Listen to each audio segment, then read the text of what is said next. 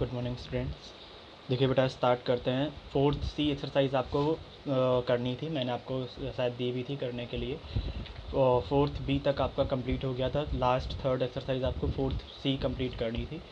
उसमें आपको बोला गया है by using solve these cubes by using cube table. ठीक है, अब इस क्यूब टेबल का मतलब क्या है, ये क्यूब टेबल क्या होती है, इसको ध्यान से समझिएगा।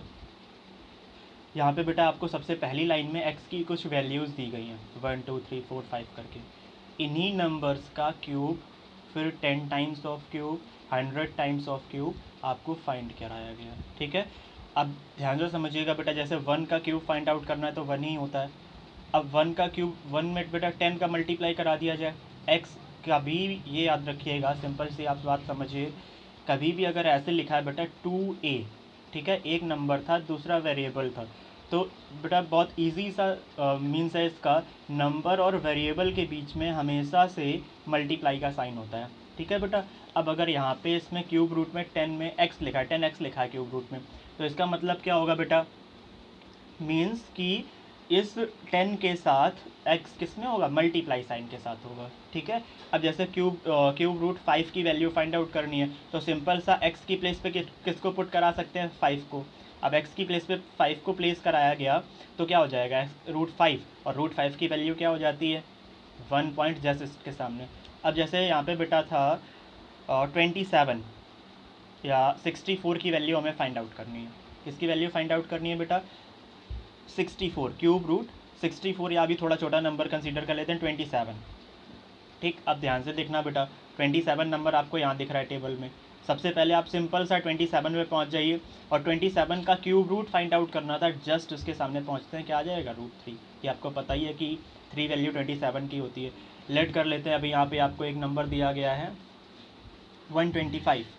125 की वैल्यू फाइंड आउट करनी है क्यूब रूट में, तो क्यूब रूट 125 लिखा हुआ है बेटा, इसकी वैल्यू आपको फाइंड आउट करनी है। सिंपल सा आप करेंगे क्या, इसको अगर एक्सपेंडेड फॉर्म में लिखते हैं तो इसको क्या लिखा जा सकता है, देखना बेटा, स्क्वायर रूट या cube root 5 into square root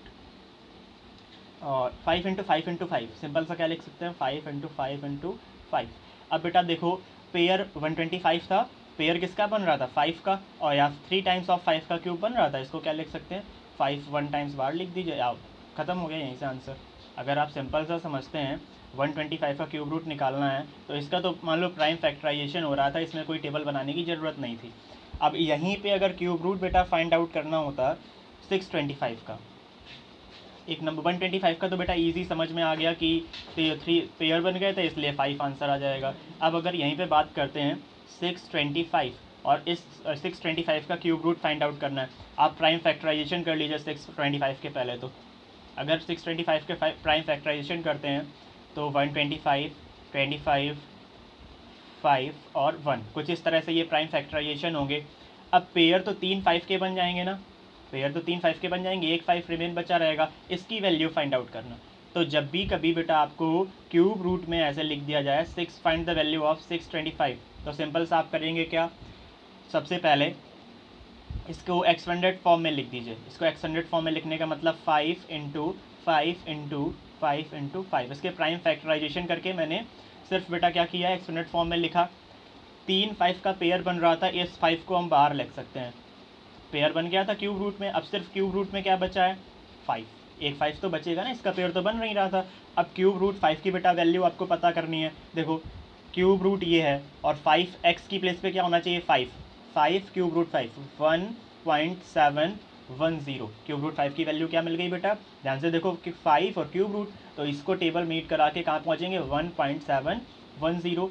simple सा आप यहाँ पे 5 इंटू क्या लिख देंगे, 1.710, और दोनों का मल्टीप्लाई करा दीजिए, आपका आंसर आ जाएगा रूट 625 का, क्यूब रूट 625 का। ठीक है, इसी तरह से आपकी एक्सरसाइज बेटा जब स्टार्ट होगी, जब आप इस एक्सरसाइज को करना स्टार्ट करेंगे, देखिए ध्यान से बेटा, इस एक्सरसाइज में सबसे पहले आपसे क्यूब रूट 5 का ही पूछा गया है, तो क्यूब रूट 5 की वैल्यू तो आप इजी फाइंड आउट कर सकते हैं। ठीक है, अब ध्यान से देखना बेटा, एक और पूछा गया था आपसे नेक्स्ट क्वेश्चन जो सेकंड है, जैसे क्यूब रूट 50 आ गया, क्यूब रूट 50, तो सबसे पहले ट्राई करते हैं कि इसके प्राइम फैक्टराइजेशन हो जाए। कुछ तो बाहर आ जाए इससे। कुछ बाहर आने का मतलब जिसके 3 पेयर बन जाएंगे उसको बाहर लिख देंगे, जिसके 3 पेयर नहीं बनते हैं उसको वहीं वैसे वैल्यू फाइंड आउट करनी पड़ जाती है। तो अगर 50 के प्राइम फैक्टराइजेशन करोगे तो 225, अब 5 5 ज़ा 5 1 ज़ा, किसी का 3 पेयर बन रहा था, नहीं बन रहा था। दैट्स वाई हम करेंगे क्या, सिंपल सा इसको square root cube root 5 into 10 लिखेंगे। पहले क्या लिखेंगे बेटा, 5 इंटू 10, जिनकी वैल्यू आप इजी फाइंड आउट कर सकते हैं। ठीक, अब ध्यान से समझिएगा, इसको अलग अलग ब्रेक कर दीजिए। Cube root 5 into cube root 10, दोनों को अलग अलग ब्रेक कर दिया गया। क्यूब रूट 5 का अलग फाइंड आउट कर लेंगे, क्यूब रूट 10 को आगे फाइंड आउट कर लेंगे। अब ध्यान से समझना बेटा, अपनी टेबल पर पहुंच जाइए। बुक में आपको टेबल गिवन है, हर क्वेश्चन में आपको ये टेबल यूज़ करनी कंपलसरी है। देखिए बेटा, क्यूब रूट अगर 5 और 10 की बात करेंगे आप, तो क्यूब रूट 5 की वैल्यू क्या है, 1.710, ठीक है, और क्यूब रूट 10 की वैल्यू क्या है, 2.154। तो सिंपल सा आप करेंगे क्या, देखिए यहाँ पे आपको वैल्यू पुट करानी थी क्यूब रूट 5 और क्यूब रूट 10 की, तो क्यूब रूट 5 की प्लेस पे क्या लिखेंगे, 1.710 मल्टीप्लाई, अब क्यूब रूट 10 की वैल्यू बेटा क्या है, देखो 2.154, तो यहाँ क्या आ जाएगा 2.154। अब इन दोनों का आप सिंपल सा मल्टीप्लाई करा के आंसर ईजी कैलकुलेट कर सकते हैं। ठीक है बेटा, हर क्वेश्चन को आपको इसी तरह से सॉल्व करना है, और जो भी समझ में नहीं आएगा आप लोग तुरंत पूछिएगा। ठीक है, मैं आपको ये वीडियो सेंड कर दे रहा हूँ, उसके बाद बहुत सारे क्वेश्चंस हैं इसमें। जिस क्वेश्चन में भी प्रॉब्लम हो बेटा, सिर्फ 16 क्वेश्चन है, जस्ट अभी आपके पास टाइम है, आधे घंटे का टाइम रहता है आपके पास पूरे पीरियड में, जल्दी कंप्लीट कर लीजिए। इसके तुरंत बाद मैं 5th चैप्टर के आपको कुछ वीडियोस सेंड कर रहा हूँ।